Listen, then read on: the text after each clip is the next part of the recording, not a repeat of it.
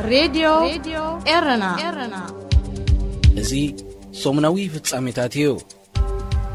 ኣብ ናይ ሰንበት ፍጻሜታት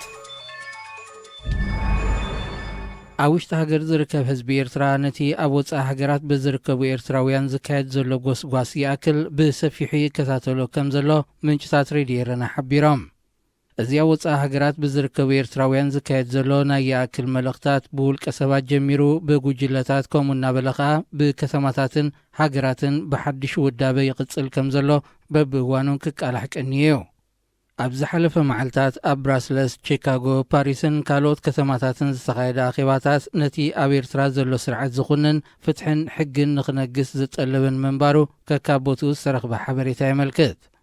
እዞም ደለይቲ ፍትሒ ኤርትራውያን ናብ ኣኼባታቶም ስርዓት ህግደፍ ኣብ ልዕሊ ህዝቢ ኤርትራ ዝፍጽሞ ግፍዕን ጥልመትን ብትሪ ንኹንን ድሕሪ ምባል ህዝቢ ኤርትራ ምእንቲ መሰሉን ክብሩን ሓድነቱ ኣደልዲሉ ብሓባር ንሓርነቱን ልኡላውነቱን ክቃለስ ጸዊዖም። ኣኼበኛታት ኣብ ኤርትራ ንህዝቢ ዝውክል ስርዓት ክትከል፣ ልዕልና ሕጊ ክኽበር፣ ብዘይፍርዲ ንዓመታት ተሓይሮም ዘለዉ ዜጋታት ክፍትሑ፣ ዶብ ኤርትራ ክሕንጸጽን ልኡላውነት ክኽበርን ጸዊዖም። ኣብ መወዳእታ ኸኣ መሰል ህዝቢ ኤርትራ ኣብ መውሓስን ፍትሒ ንምንጋስን ኣበርክቶን ሓድነትን ህዝቢ ዘረጋግጻን ዘወሃህዳን ሽማግለታት ብምምራጽ ናይ ይኣክል መልእኽታቶም ኣመሓላሊፎም። ኣብ ውሽጢ ኤርትራ ዝርከብ ህዝቢ እውን ነዚ ብበበይኑ መራኸቢ ብዙሓን ኣብ ስደት ብዝርከቡ ኤርትራውያን ዝግበር ዘሎ ፖለቲካዊ ጎስጓሳትን ተቃውሞታትን ብሰፊሑ ይዛረበሉ ከም ዘሎ ምንጭታት ሬድዮ ኤረና የመልክቱ።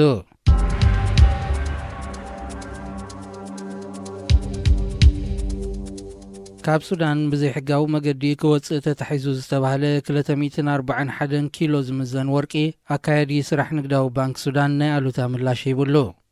ዶባትን ኣገደሲ ቦታታት መንግስትን ክሕሉ ስልጣን ዝተዋህቦ ምልሻ ጃንጃዊድ ኣብ ሓንቲ ናይ ሞሮኮ ነፋሪት ተጻዒኑ ብዘይሕጋዊ ፍቓድ ካብ ሱዳን ክወፅእ ተፈቲኑ ንዝበሎ እዚ ብኩንታላት ዝምዘን ምህርቲ ወርቂ ኣብ ትሕቲ ቁፅፅር ከም ዘተወዩ ብማዕከናት ዜና ክቃላሕ ቀኒ እዩ። ካብቲ 241 ኪሎ 93 ጥራይ ንሰደድ ሕጋዊ ፍቓድ ከም ዝተዋህቦ ዝገለጻ ማዕከናት ዜና ሱዳን ሞሮካዊ ትካል ዕደና ናይቲ ዘይሕጋዊ ምስግጋር ሓላፍነት ከም ዝወስድ እየን ዝገልጻ። ሓላፊ ንግዳዊ ባንክ ሱዳን ብወገኑ ንጋዜጠኛታት ኣብ ዝሃቦ መግለጺ እቲ ዝወፅእ ሓበሬታ ጉጉይ ምዃኑን እቲ ትካል ዕደና ምህርቲ ወርቂ ከውፅእ ሕጋዊ ፍቓድ ከም ዘለዎን ሓቢሩ። ብምህርቲ ወርቂ ኣብ ኣፍሪቃ ምስ ቀዳሞት እትስራዕ ሱዳን ልዕሊ 50 ሚእታዊት ካብ ምህርታ ብዘይሕጋዊ መገዲ ብሃገራት ወሽመጥ ኣቢሉ ኣብ ዕዳጋታት ወርቂ ኤውሮጳ ከም ዝዝርጋሕ ጸብጻባት የመልክቱ። ዓመታዊ ልዕሊ 3 ቢልዮን ዶላር ንምህርቲ ወርቂ እትስልዕ ሱዳን ብቁጠባዊ ቅልውላው ተሓሚሳ ህዝባ ንዓመታት ብድኽነት ክነብር መጽንሑ ይፍለጥ።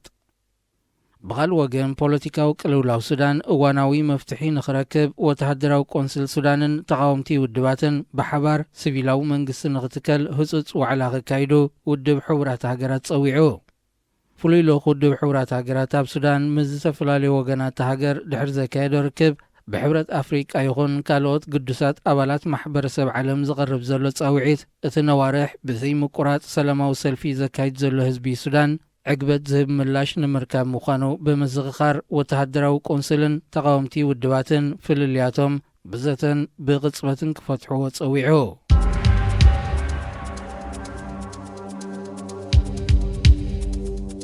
ኣብ ኢትዮጵያ ኣብ ውሽጢ ሃገር ተመዛቢሉ ናይ ዘሎ ህዝቢ ቁጽሪ ነታ ሃገር ኣብ ዓለም ኣብ ቀዳማይ ደረጃ ሰሪዕዋ ከም ዘሎ ተገሊጹ። ኣህጉራዊ ትካል ምቁፅጻር ተመዛበልቲ ኣብ ናይ 2019 ኣብ ዘቕረቦ ጸብጻብ ኣብ ትሕቲ ሰሃራ ዝርከባ ሃገራት 16.5 ሚልዮን ህዝበን ውሽጣዊ ምምዝባል ኣጋጢምዎ ከም ዘሎ የመልክት። ድሕሪ ምቕያር ሓድሽ መንግስቲ ጥራይ ኣብ ኢትዮጵያ ተወሰኽቲ 2.9 ሚልዮን ካብ ቤት ንብረቶም ብምምዝባሎም ነታ ሃገር ኣብ ዓለም ኣብ ቀዳማይ ደረጃ ሰሪዕዋ ይርከብ።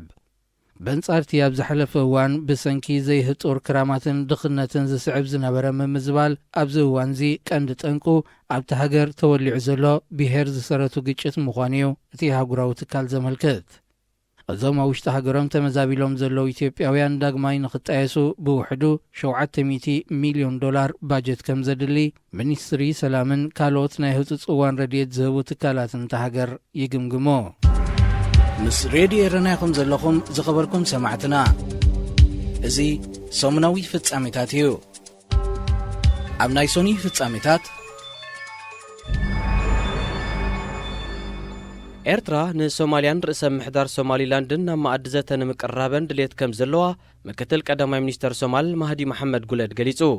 ማዕከን ዜና ጋርወ ኦንላይን ብዘቕረቦ ሓበሬታ መሰረት እቲ ምክትል ቀዳማይ ሚኒስተር ኤርትራ ካብተን ንሶማልያን ርእሰ ምሕዳር ሶማሊላንድን ናብ ማኣዲ ዘተ ንምቅራብ ድሌት ዘለዎን ሃገራት ምዃና ብምጥቃስ ዝወሰደቶ ተበግሶ ኣገዳሲ እዩ ክብል ኣስሚሩሉ። ሶማልያን ርእሰ ምሕዳር ሶማሊላንድን ንምቅራብ ኣብ 2015 ኣብ ቱርኪ ክካየድ ዝተወጠነ ዋዕላ ድሕሪ ምፍሻሉ ክልቲኦም ወገናት ዝኾነ ርክብ ኣይካየዱን። ዝሓለፈ ዓመት ኣብ ጅቡቲ ክካየድ ዝተወጠነ ርክብ ሰላሙን ክሰምር ኣይከኣለን። ሚኒስተር ጉዳያት ወጻኢ ኣቶ ዑስማን ሳልሕን ኣማኻሪ ፕረዚደንት ኣቶ የማነ ገብረአብን ኣብ ዝሓለፈ ወርሒ መጋቢት ናብ ርእሰ ምምሕዳር ሶማሊላንድ ብምብጻሕ ምስ ፕረዚደንት ሙሳ ቢሄ ብዛዕባ እቲ ናይ ምቅራብ መደባት ከም ዝተመያየጡ ይዝከር። ብዘይካ ኤርትራ ከም ኢትዮጵያ፣ ሽወደን፣ ሕብረት ኤውሮጳ፣ ሕብረት ኣፍሪቃን ካልኦት ሃገራትን ውድባትን ንሶማልያን ርእሰ ምሕዳር ሶማሊላንድን ንምቅራብ ፈተነ ኣብ ምክያድን ዝርከባ ካብ 1991 ኣትሒዛ ካብ ሶማል ተፈንጭላ ትርከብ ሶማሊላንድ ሉዓላዊት ሃገር ምዃና እኳ እንተኣወጀት ብማሕበረሰብ ዓለም ተቐባልነት ኣይረኸበትን።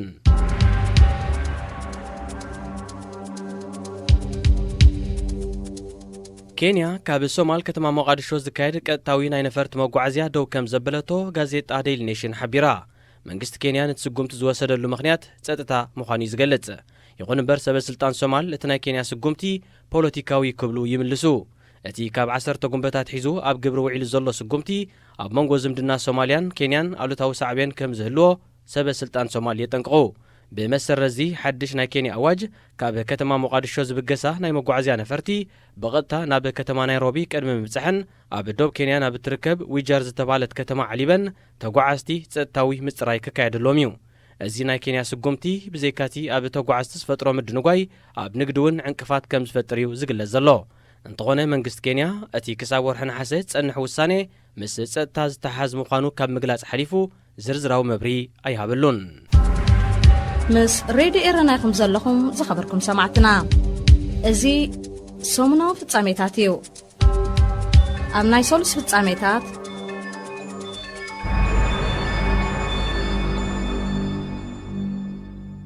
ምብራቕ ሱዳን ዞባ ገዳሩፍ ብዝተጓሃረ ግጭት ብውሕዱ 7 ሰባት ተቐቲሎም።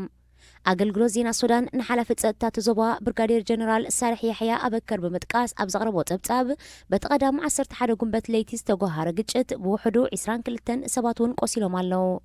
እቲ ግጭት ኣብዚ እዋን እዚ ሃዲኡ ከም ዘሎ እቲ ጀነራል ይጠቅስ። ብሰንኪ እቲ ስልጣን ሒዙ ዘሎ ወተሃደራዊ ስርዓት ከም ዝተጓሃረ ዝወቕሱ ተቃወምቲ ብወገኖም ሓያሎ ኣባይቲ ብባርዕ ከም ዝተሃሞኸን ቁጥሮም ብልክዕ ዘይተፈልጠ ሰባት ካብ መነባብሮኦም ከም ዝተመዛበሉን ኣመልኪቶም ሓድሽ ስርዓት ሱዳን ኣብቲ ዞባ እኹል ዝስተማይ ክህሉ ምኽልካሉ ብዝሰዓበ ዋሕዲ ዝስተማይ ዝተጓሃረ ይክብሎ ይወቕሱ። ኣብ ዞባ ገዳሩፍ ኣብ ዝርከብ ማዓስከራት ኣሽሓት ኤርትራውያን ስደተኛታት ከም ዝርከቡ ይፍለጥ።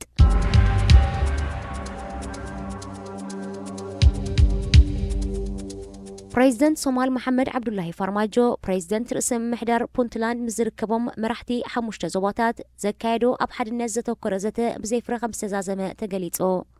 እቲ ካብ 5 ክሳብ 10 ጉንበት ኣብ ፑንትላንድ ከተማ ጋሮዎ ዝተኻየደ ዘተ ፕሬዚደንት ፌደራላዊ መንግስቲ ሶማልን መራሕቲ 5 ዞባታትን ኣብ ኣዋጅ ነዳዲ ንድፍታት ሕግን ምምሕያሽ ቀዋምን ኣብ ዝሉል ነጥብታት ክሰምዑ ከም ዘይከኣሉ ተሓቢሩ።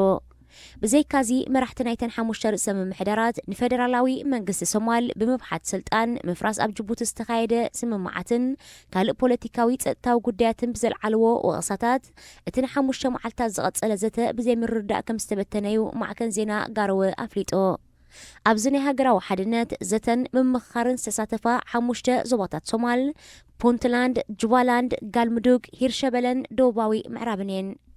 ንፌደራላዊ መንግስቲ ሶማል ኣብ ውሽጣዊ ጉዳያት ዞባታት ብምእታው ጸጥታ ከውሕስ ብዘይምኽኣሉን ፖለቲካዊ ስምምዓት ብዘይምትግባሩን ክወቕሱ ዝጸንሑ መራሕቲ ናይተን ዞባታት ኣብቲ ፕሬዚደንት ፋርማጆ ተመሪሖም ዘካየድዎ ናይ መጀመርያ መዓልቲ ዘተን ምምኽኻርን ንሓድነት ሃገራዊ ረብሓን ጸጥታዊ ርግኣትን ብሓባር ክሰርሑ ተረዳዲኦም። እንተኾነ ኣብ ዝቐጸለ መዓልታት ኣብ ጉዳያት ኣዋጅ ነዳዲ ንድፊ ሕግታትን ምምሕያሽ ቋምን ኣብ ዝብሉ ነጥብታት ኣብ ስምዕ ክበጽሑ ብዘይምኽኣሎም እቲ ዘተ ብዘይ ሓባራዊ መግለጺ እዩ ተዛዚሙ።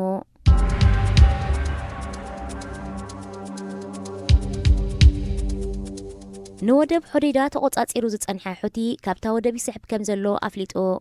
مسحاب حيلتات حوتي كابتا ودبن كالوت كلتن أشتو ودباتن مستي أبرياد أبسدة زركب منقست يمنن بمونغونينت حبرات هاجرات زغطمو سمع استتحازيو مسحاب حوتي كابتن أبقيه بحر زركبا سلسته استراتيجيوان ودبات بقمت استمدبولو يكايد كمزلو حبرات هاجرات بوغنو تقيسو انتخنا سبسلطان نايتي أبسدة زركب منقست يمن عطوات حوتي كابتا ودب نمسحاب زقبرو زلو منقسقاس محبرسب عالم نمد نقارز علمه مناورا يخبلو ينتقو سعود عربن حبرات إماراتن نحوتي كابتا ودب نمسراغو زكايدو تعق متقعتات تعلم مفشاليو بمونغونينت حبرات هاجرات أبشودن سمع تبتيحو بفلاي حبرات إمارات نتي أودب حريدة التكايدو زنبرت وتعدراوي سرحيتات كاودبن معرفو نفرتن عسب تبقس من بارايو زقلات حوتي كابتا ودب مسحبو نابت كبابي هتصنعي مقبن مدهانيتن رديئت نابز بكبات صح تسفاء تنبيرو للا بمسرة تزحل فوارح حبشودن سبت حسمع ودب حريدة أبتحتي قطصر حبرات هاجراتها كتاتو راديو إيرنا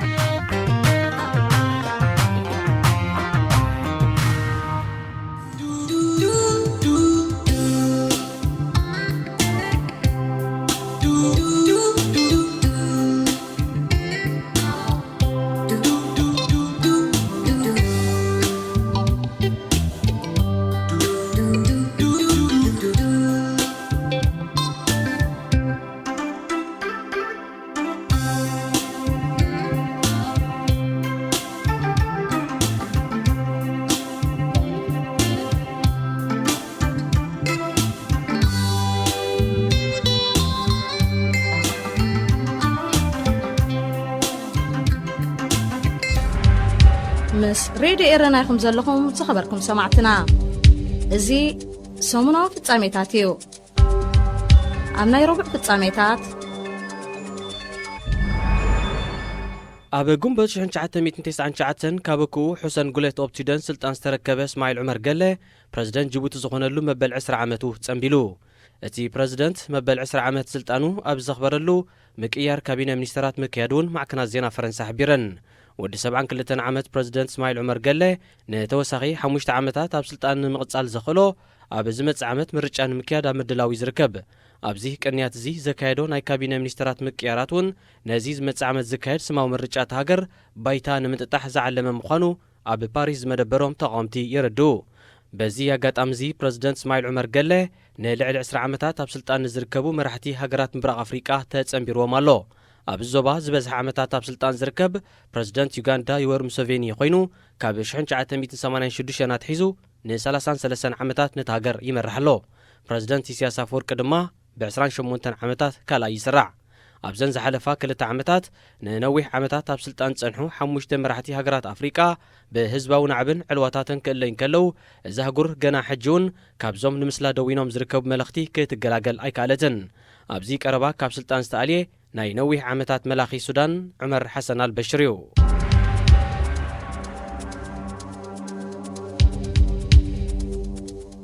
سراحتنياتات نايتي أب السودان كتما كارتوم ناي زركب بعل مزي إلكتريك أبتا ختمان زقاتم زلو تدقاقامي مقرات إلكتريك زلوم تقامون مقلات أدما يكايدو كم زلو تفليتو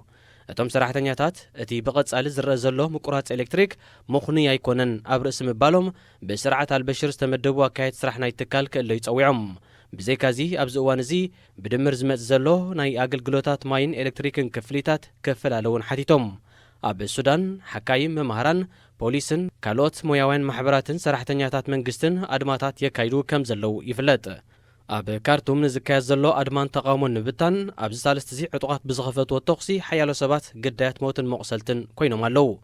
أزي كم زيلن كلو أب السودان هزباون عبي كاب استجمر اللو ورحة حساس كل تشان 10 شمونتن كساب 10 تحدا ميازيا كل تشان 10 شعتن أب زنبرا جيزي أب العلي سلفنياتات بستفاد سمه موتن مقسلتن بريزيدنت نبر عمر حسن البشر كسي تمسريتو اللو كم زلو مع كنا زينا كاب تاقر حبيرن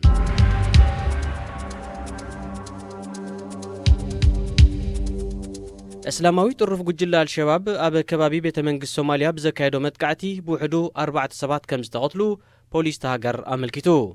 اتي بسولس 14 قنبت اب كتما مقادشو اب زركب بيت منقسي زقاطم متقعتي اب مكينه استتصاود نتاوغي بمفنجاري تخايدو በቲ መጥቃዕቲ ዝሞት ሰባት ሰራሕተኛታት ቤት መንግስቲ ይኹኑ ሓለፍቲ መንገዲ ዝተፈልጠ ነገር የለን ኣብ ጎደና ዋራታ ናባዳ ዝርከብ ቤተ መንግስቲ ሶማልያ ብጽኑዕ ካብ ዝሕሎ ከባቢታት ከተማ ሞቃዲሾ እዩ ምስ ሬድዮ ኤረና ይኹም ዘለኹም ዝኸበርኩም ሰማዕትና እዚ ሰሙናዊ ፍጻሜታት እዩ ኣብ ናይ ሐሙስ ፍጻሜታት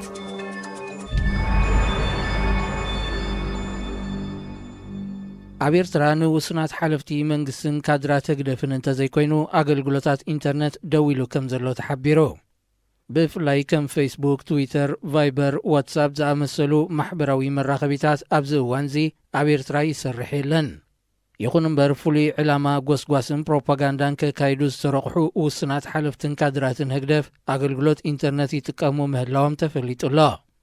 ምዕጻው ኣገልግሎታት ኢንተርኔት ንህዝቢ ኣብ ዞባ ቀርኒ ኣፍሪቃ ብፍላይ ድማ ኣብ ሱዳንን ኢትዮጵያን ዝካየድ ዘሎ ናይ ለውጢ መድረኻት ኣብ ኤርትራ ጽልዋ ከይፈጥር ካብ ዝብል ስጋኣት ምዃኑ ግምታት ይወሃቦ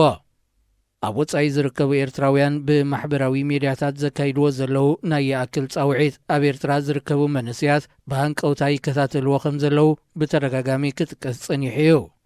ኣብ እዋን 24 ግንቦት መዓልቲ ናጽነት ኤርትራ መንግስቲ ኤርትራ ጽኑዕ ሓለዋን ምቁጽጻርን ከም ዘካይድ ዝፍለጥ እዩ ኣብ ኤርትራ ኣብ ርእስቲ ውሑድ ዓቐን ባንድዊድዝ ኣገልግሎት ኢንተርኔት ምህላው ተጠቃሚ እውን ብደረጃ ሃገር ካብ 100 ዝሓልፍ ከም ዘይኮነ እዩ ዝግለጽ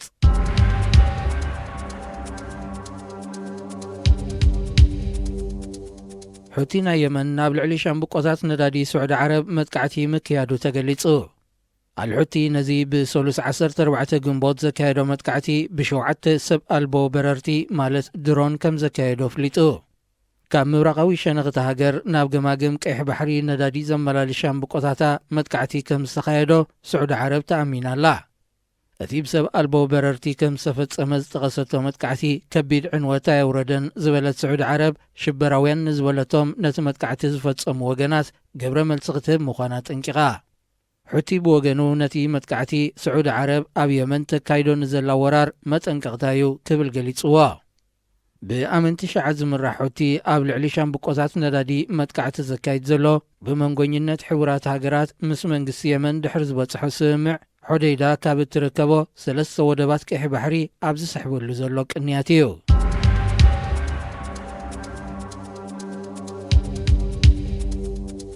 ኣብ ኣዲስ ኣበባ ብዝሓለፈ 9 ወርሕ ብዘይ ሕጋዊ መገዲ ክዘዋወር ዝጸንሐ ልዕሊ 10,000 ፎኮስቲ ብረት ከም ዝተታሕዘ ንኮሚሽን ፖሊስታ ከተማ ብምጥቃስ ኣገልግሎት ዜና ቻይና ሽንህዋ ሓቢሩ መንግስቲ ኢትዮጵያ ኣብታ ከተማ ኣብ ዘካየዶ ሃደን ልዕሊ 30 ጠበናጁ 10,000 ሽጉጥን 19,000 ጥያይትን ዘጠቓለለ ወተሃደራዊ ዕጥቅታት ከም ዝሓዘ ክጠቅስ ጸኒሑ እዩ ብዘይካዚ ብዘይ ሕጋዊ መገዲ ኣብ ምዝውዋር ዝነበረ ልዕሊ $80,000 ዝተገመተ ገንዘብ ኣብ ትሕቲ ኢድ ፖሊስ ወዲቑ ይርከብ ብዚ ዘይሕጋዊ ምስግጋር ጠበናጁን ገንዘብን ካልእ ተመሳሳሊ ገበናትን ብዝተሓሓዝ 7,700 ሰባት ተቐይዶም ይርከቦ እዚ ኣብ ኣዲስ ኣበባ ዝዝረበሉ ዘሎ ዘይሕጋዊ ምስግጋር ጠበናጁን ገንዘብን ኣብ ካልኦት ክልላትን ከተማታትን ተሃገር ብዝበኣሰ ይቕጽል ከም ዘሎ ዝተፈላለዩ ምንጭታት ይጠቕሱ ኣብዚ ሳልስ እውን ልዕሊ 3 ኩንታል ዝምስዘን ካናቢስ ዝዓይነቱ ሓሽሽ ኣብ ከባቢ ኣዲስ ኣበባ ከም ዝተታሕዘ ማዕከናት ዜናት ሃገር ሓቢረን እየን ምስ ሬድዮ ኤረና ይኹም ዘለኹም ዝኸበርኩም ሰማዕትና እዚ ሰሙናዊ ፍጻሜታት እዩ ኣብ ናይ ዓቢ ፍጻሜታት ኣብ ተሰነይ ኣብ መናድቕ ቤቱ ጽሑፍ ዝተረኽቦ ወናኒ ክሳብ 5,000 ኣፋ ቕጻዕ ምዃኑ መምሕዳር ናይቲ ንኡስ ዞባ ከም ዘጠንቀቐ ነበርቲ እቲ ከባቢ ንሬድዮ ኤረና ሓቢሮም እቲ መምሕዳር ነዚ መጠንቀቕታ ዘመሓላልፍ ዘሎ ድሕርቲ ኣብ ኤርትራ ሓያል ጽልዋ ፈጢሩ ዘሎ ናይ ኣክል ምንቅስቓስ ኣብ መናድቕ ናይታ ከተማ ተመሳሰልቲ ጽሑፋት ተሓንጢጦም ይረኣዩ ብምህላዎም እዩ እዚ ናይ ኣክል ምንቅስቓስ ኣብ ሓያሎ ከተማታት ኤርትራ ጽልዋ ኣሕዲሩ ከም ዘሎ ይፍለጥ መንግስቲ ኤርትራ ነዚ ብፍላይ ኣብ መንእስያት ጽልዋ ኣሕዲሩ ዘሎ ንለውጢ ዝደፍእ ናይ ኣክል ምንቅስቓስ ንምዕባጡ ኣባላት ስለይኡን ሓይልታት ጸጥታኡን ብብዝሒ ኣዋፊሩ ከም ዘሎ ብተደጋጋሚ ክግለጽ ጸኒሑ እዩ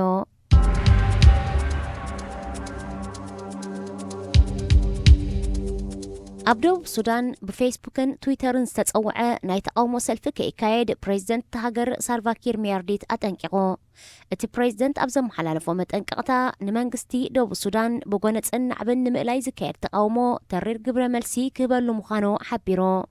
ቀይሕ ካርድ ዝተሰመየ ምንቅስቃስ ደቡብ ሱዳን ፕሬዚደንት ኪር ካብ ስልጣኑ ክእለ ዘመልክት ሃሽታግ ማለት ኪር ማስትጎ ብማሕበራዊ ሚድያታት ብምዝርግሑ ንትማሊ ሓሙስ 16 ጉንበትዩ ሰፊሕ ሰላማዊ ሰልፊ ክካየድ ጸዊዑ። እንተኾነ እቲ ናይ ተቃውሞ ሰላማዊ ሰልፊ መደብ ከምቲ ዝተመደበሉ ክዕወት ከም ዘይከኣለ ተሓቢሩ። እቲ ናይ ተቃውሞ መደብ ኣብ ጎረቤት ሃገር ሱዳን ብዝተኻየደ ንናይ 30 ዓመታት ፕሬዚደንት ነበር ዑመር ሓሰን አልበሽር ካብ ስልጣን ዝኣለየ ህዝባዊ ተቃውሞ ከም ዝተተባብዐዩ ዝግለጽ። እዚ ኣብ ቀርኒ ኣፍሪቃ ዝካየድ ዘሎ ንሓያሎ ዓመታት ስልጣን ዝባሓቱ መራሕትን ውድባቶምን ናይ ምፍንቃል ህዝባዊ ተቃውሞታት ኣብ ኤርትራውያን እውን ጽልዋን ስምዒታትን ኣሕዲሩ ከም ዘሎ ዝፍለጥ እዩ። እንተኾነ ኣብ ኤርትራ ብዝሒ ተጠቃሚ ኣገልግሎት ኢንተርኔት ኣስታት 100 ጥራይ ምስ ምዃኑ መንግስቲ እውን ጽኑዕ ቁጽጽር ስለ ዝገብረሉን ብማሕበራዊ ሜድያታት ህዝባዊ ተቃውሞ ምውዳብ ቀሊል ከም ዘይከውን ይዝረበሎ።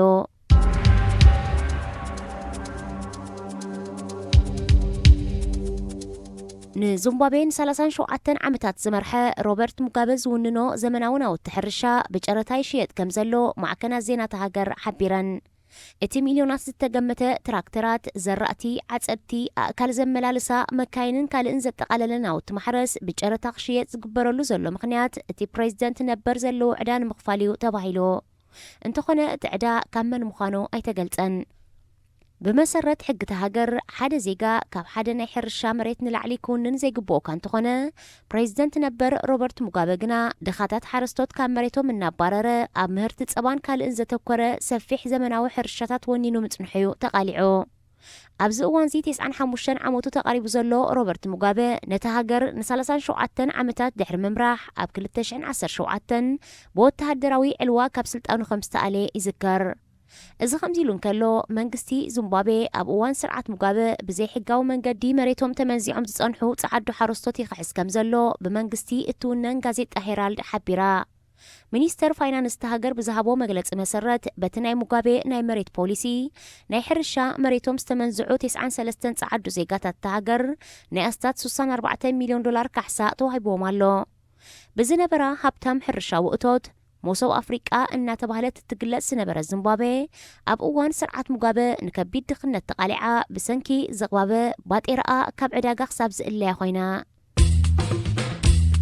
هذه إذاعة إرنا